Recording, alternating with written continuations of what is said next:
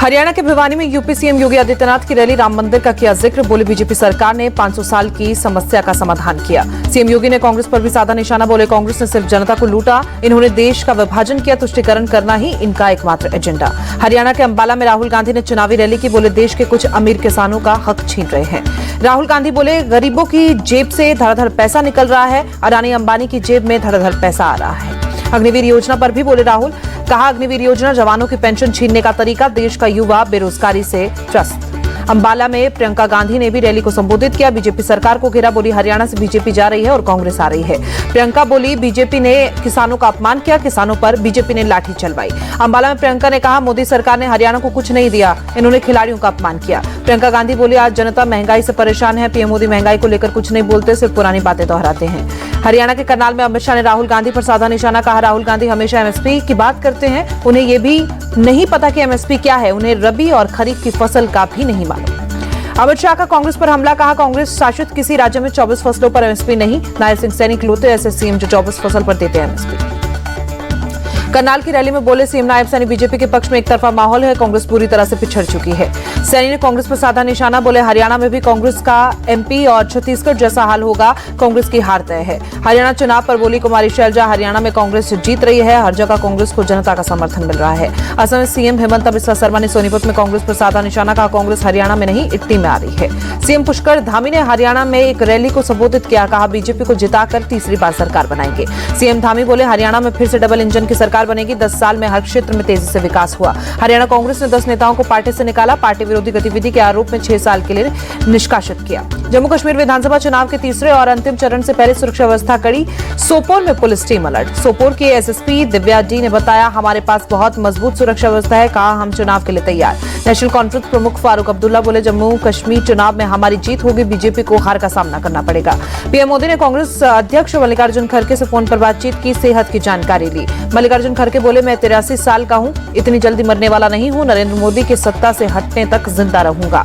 PM को लेकर मल्लिकार्जुन खड़गे के बयान पर अमित शाह का पलटवार ट्वीट कर लिखा, खड़गे ने अपनी कटुता का परिचय दिया, पीएम को लेकर कांग्रेसियों में नफरत। शाह बोले खड़गे ने निजी स्वास्थ्य मामले में पीएम को जबरन घसीटा, बेवजह ही उन्होंने पीएम का नाम लिया। खड़गे के बयान पर अमित शाह का फिर पलटवार। बोले 2047 तक विकसित भारत निर्माण तक रहेंगी खड़गे, प्रार्थनाएं 2047 तक वो जीवित रहे। गृहमंत्री अमित शाह के ट्वीट पर कांग्रेस अध्यक्ष खड़गे का पलटवार। बोले आप मणिपुर और जातिगत जनगणना पर ध्यान दें। केंद्रीय मंत्री शिवराज सिंह चौहान ने भोपाल में सीएम मोहन यादव से मुलाकात की, कई मुद्दों पर बात की गई। दिल्ली दौरे पर छत्तीसगढ़ के सीएम विष्णुदेव साय, भारत मंडपम में केंद्रीय मंत्री नितिन गडकरी की अध्यक्षता में हुई बैठक शामिल हुए। बैठक में छत्तीसगढ़ में चल रहे राजमार्ग परियोजनाओं की समीक्षा हुई। मीटिंग में राज्य से जुड़े दूसरे मुद्दों पर भी चर्चा। मुंबई में महाविकास आघाड़ी की बैठक से बंटवारे को लेकर चर्चा। मुंबई में कल गृह मंत्री अमित शाह की मौजूदगी, बीजेपी की बैठक, फडणवीस, बावनकुले, आशीष शेलार समेत कई नेता मौजूद। विधानसभा चुनाव की तैयारियों पर चर्चा। यूपी के गोरखपुर में सीएम योगी ने लगाया जनता दरबार, लोगों की समस्याएं सुनी। बीजेपी विधायक झड़प पर अखिलेश का तंज ट्वीट कर लिखा, ये बीजेपी की बीते चुनाव में हार की हताशा और आने वाले चुनाव में हार की निराशा। अखिलेश बोले अब झगड़े झड़प के तौर पर सामने आ रही है निराशा, बीजेपी जनाधार हो चुकी है, अब आपाभीख हो रही है। प्रयागराज में कांग्रेस के संविधान सम्मेलन में बवाल, कांग्रेस कार्यकर्ताओं में चले जमकर लात घुसे। मंच पर चढ़ने और नारा लगाने पर हुआ बवाल। सम्मेलन में यूपी कांग्रेस अध्यक्ष अजय राय भी मौजूद। यूपी के सरथना में बीजेपी विधायक संगीत सोम विवाद में घिरे। गन्ना समिति के इलेक्शन से जुड़े एक अधिकारी को धमकी का वीडियो वायरल। संगीत सोम ने स्वीकार की अधिकारी की धमकी देने वाली बात, कहा हमें धमकाया है, अगर सही तरीके से काम नहीं करेगा तो पब्लिक के जूते से पिटवाऊंगा। सपा प्रमुख अखिलेश यादव ने संगीत सोम का वीडियो सोशल मीडिया पर शेयर किया, लिखा बीजेपी नेता की अभद्र भाषा किससे प्रेरित है, कहने की जरूरत नहीं है। एक्शन में दिल्ली की मुख्यमंत्री आतिशी उखला औद्योगिक क्षेत्र में सुबह सुबह सड़कों की स्थिति का निरीक्षण लिया। आप नेता मनीष सिसोदिया की पटपड़गंज इलाके में सड़कों की स्थिति का निरीक्षण, मंत्री सौरभ भारद्वाज भी मौजूद। सीएम आतिशी बोले दिल्ली की सड़कों का बहुत बुरा हाल, 3 से 4 हफ्ते में सभी सड़कें ठीक करेंगे, दिवाली तक दिल्ली को गड्ढा मुक्त करने की कोशिश। मंत्री सौरभ भारद्वाज बोले केजरीवाल के निर्देश पर सभी मंत्री दिल्ली की सड़कों पर उतरे, बारिश के चलते सड़कें खराब हुई हैं, अक्टूबर तक सभी सड़कें ठीक हो जाएंगी। दिल्ली सरकार में मंत्री कैलाश गहलोत ने नजफगढ़ में सड़कों की स्थिति का निरीक्षण किया। बोले सड़कों की स्थिति खराब, जल्द से जल्द ठीक कराने की कोशिश, जनता से भी लिया फीडबैक।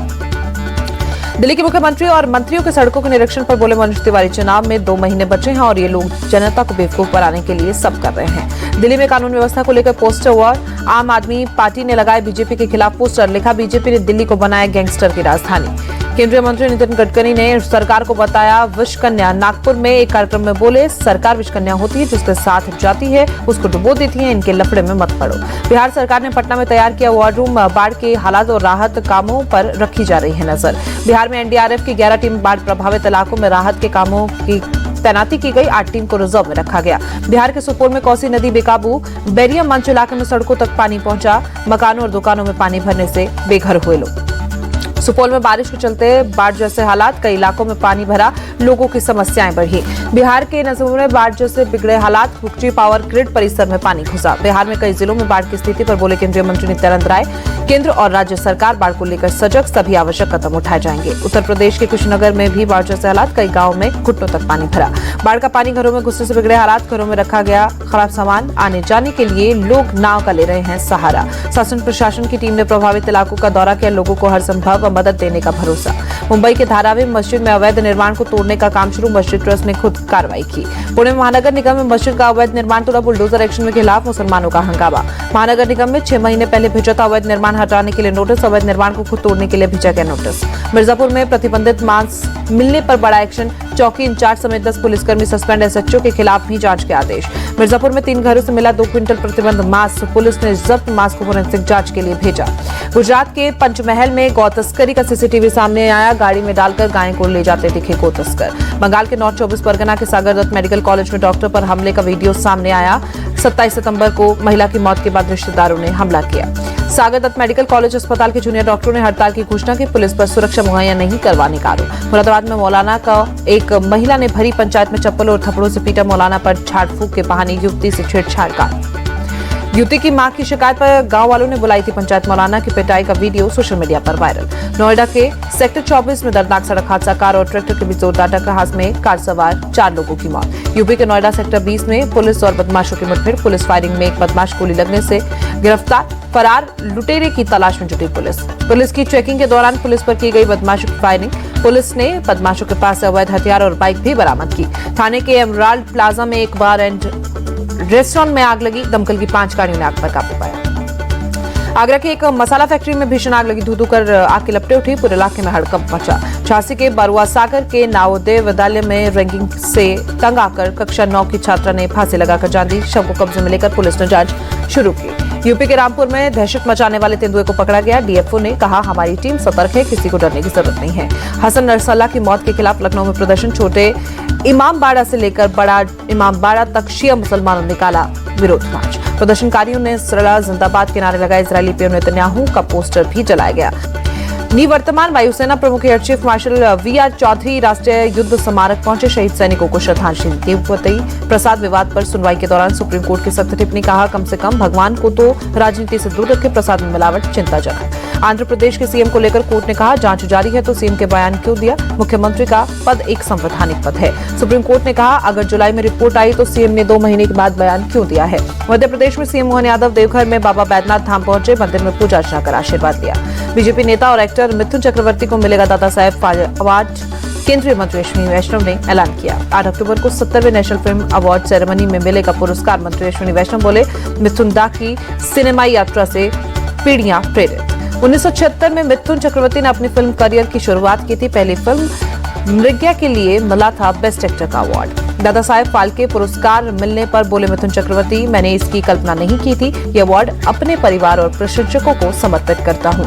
दादा साहेब फाल्के अवार्ड मिलने पर पीएम मोदी ने मिथुन चक्रवर्ती को बधाई दी है, ट्वीट कर बोले भारतीय सिनेमा में उनका अद्वितीय योगदान, बहुत बहुत बधाई और शुभकामनाएं।